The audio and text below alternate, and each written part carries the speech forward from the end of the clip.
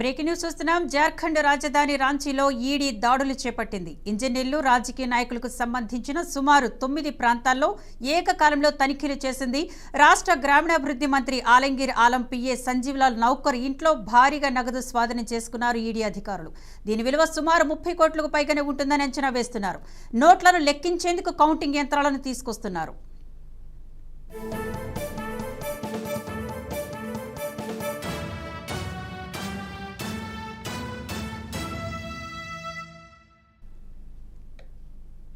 జార్ఖండ్ గ్రామీణాభివృద్ధి శాఖలో కొన్ని పథకాల అమలులో అవకతవకలు జరగడంతో మనీ లాండరింగ్ కేసు నమోదైంది. ఈ వ్యవహారంలో గత ఏడాది ఫిబ్రవరిలో ఆ శాఖ చీఫ్ ఇంజనీర్ వీరేందర్ రామ్ను అరెస్టు చేశారు. ఈ నేపథ్యంలోనే మరోసారి ఈడీ దాడులు నిర్వహించింది. ధ్రువలోని సెల్ సిటీ ప్రాంతం బోడియా మోహబడి రోడ్లో సోదాలు కొనసాగుతున్నాయి. 2022 ఫిబ్రవరిలోనూ వీరేంద్రకు చెందిన 24 ప్రదేశాలపై ఈడీ దాడులు చేసింది. ఈ క్రమంలో ఆయన సన్నిహితులకు సంబంధించిన 100 కోట్ల ఆస్తులను గుర్తించారు. అంతేగాక 1.5 కోట్ల విలువైన ఆభరణాలు, సుమారు 30 లక్షల నగదు కూడా స్వాధీనం చేసుకున్నారు.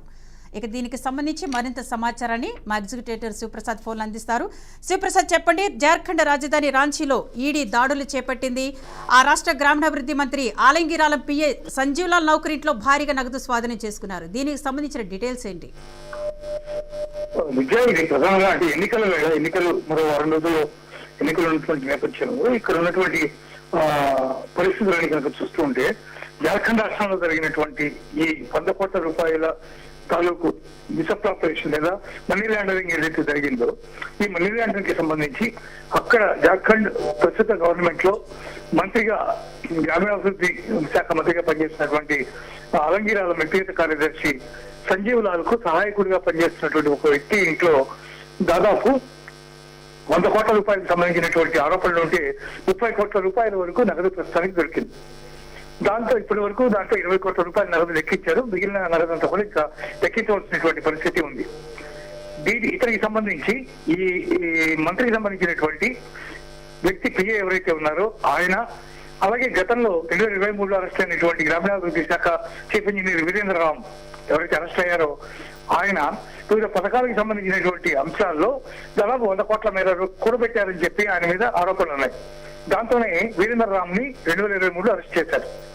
ఆయన ఇచ్చినటువంటి ఇన్ఫర్మేషన్ ఆధారంగా ఇప్పుడు దాదాపు 25-26 ప్లేసెస్ లో జార్ఖండ్ లో ప్రస్తుతం తనిఖీ జరుగుతున్న ఈడీ ఆధ్వర్యంలో.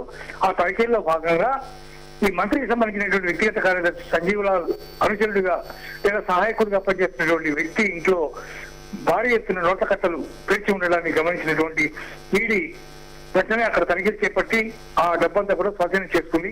20 కోట్లు ఇప్పటి వరకు లెక్కించారు. అయితే మిగిలినటువంటి డబ్బు ఏమైంది, అది ఎవరి దగ్గర ఉంది, తదితర విషయాలన్నీ కూడా తెలియవలసినటువంటి పరిస్థితి ఉంది.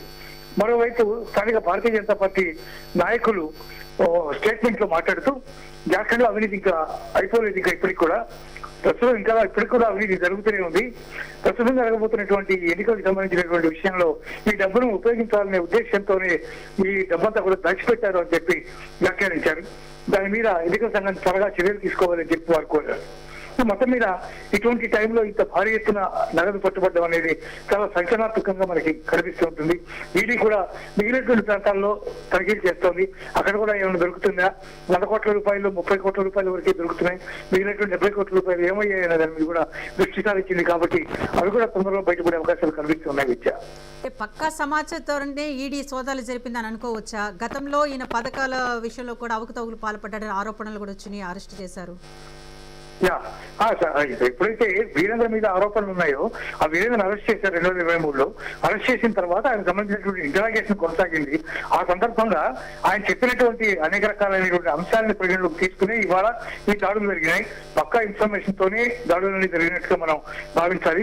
ఎవరెవరు దీంట్లో ఇన్వాల్వ్ అయి ఉన్నారో వాళ్ళందరి నివాసాలు, లేకపోతే కార్యాలయాలు, లేకపోతే వాటన్నిటి మీద కూడా ఈ దాడులు జరుగుతున్నాయి.